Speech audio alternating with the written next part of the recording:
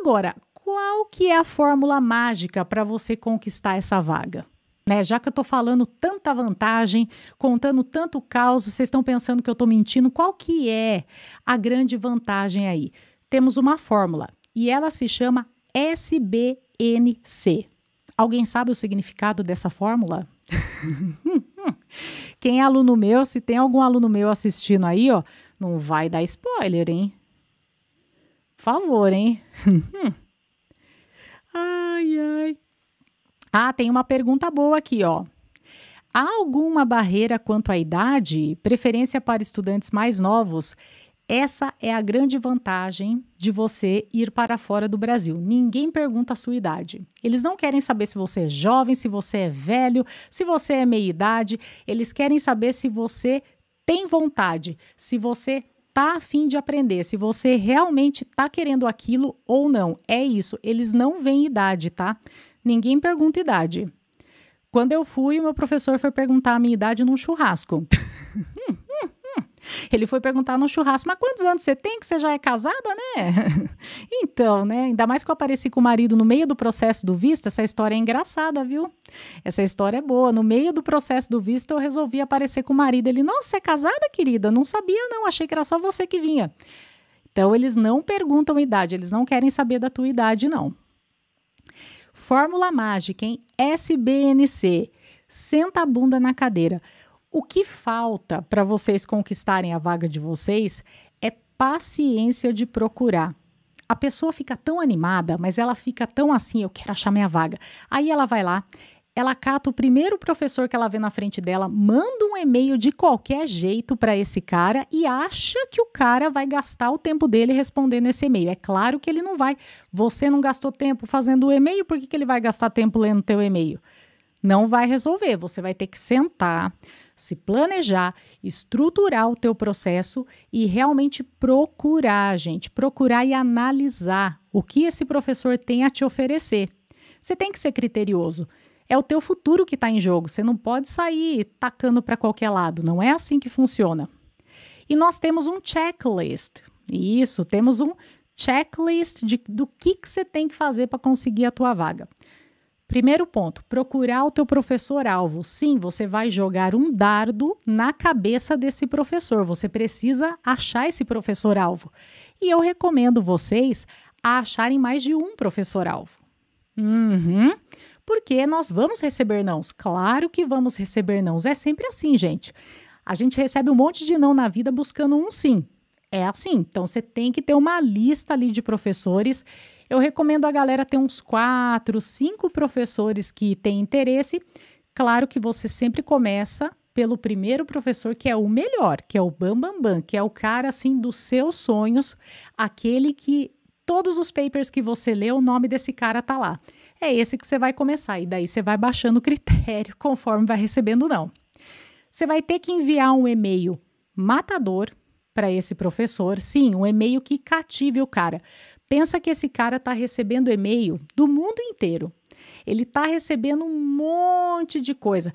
Você tem que ter um diferencial no teu e-mail. Você tem que ter algo ali que chame a atenção dele e ele fale, vou pescar esse e-mail aqui na minha caixa. Esse cara é diferente dos demais. Você vai ter que montar um currículo que encante ele. Então, um currículo que realmente seja focado naquilo que o cara trabalha.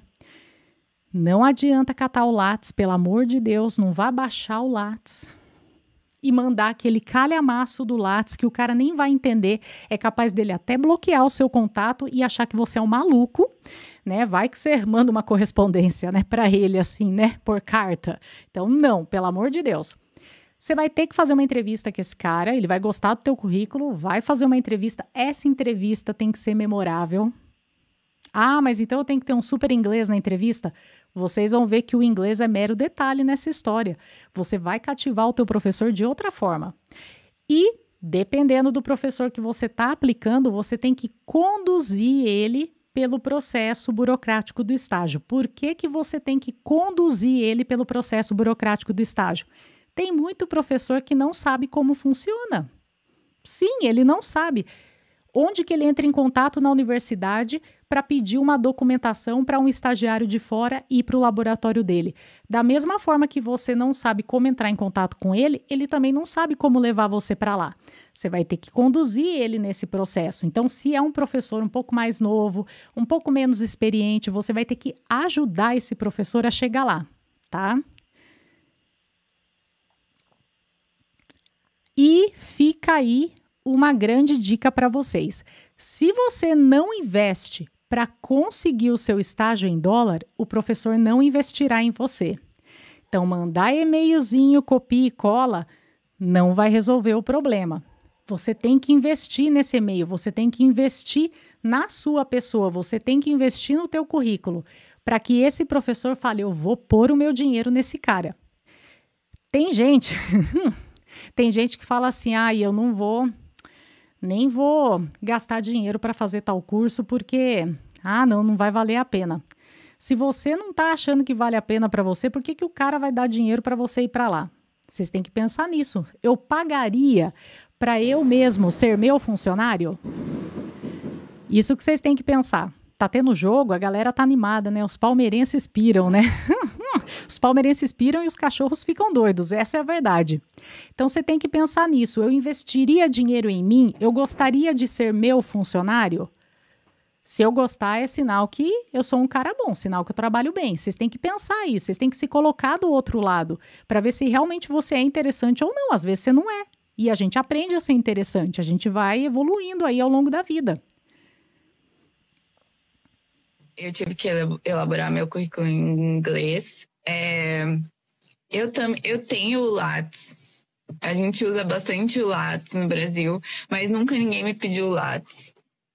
Eu quero muito que você fale isso, porque o que acontece? Eu recebo milhões de perguntas sobre, eu vou mandar o Lattes. Eu falo, meu Deus, não manda esse Lattes. Eu acho que a plataforma Lattes para vida acadêmica dentro do Brasil, eu acho super interessante. A gente acaba procurando os pesquisadores por lá e etc.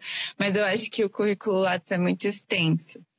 E as informações acabam se perdendo. Eu elaborei meu currículo com a sua ajuda.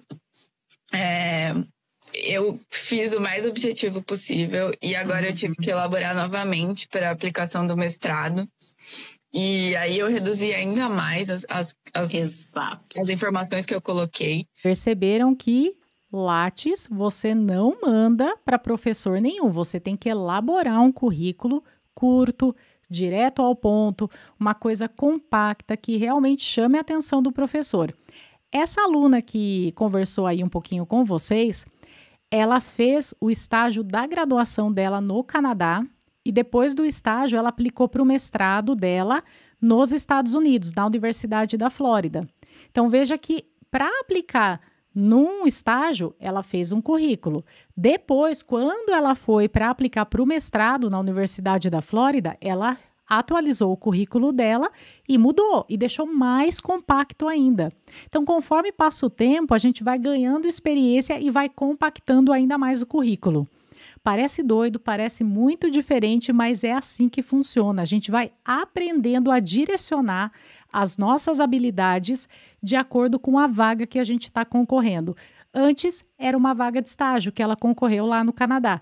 Depois, foi uma vaga de mestrado na Universidade da Flórida. E o approach foi um pouco diferente. Então, levem isso para a vida de vocês. Não me mandem o Lattes, gente, que é vergonhoso, eles nem sabem o que é.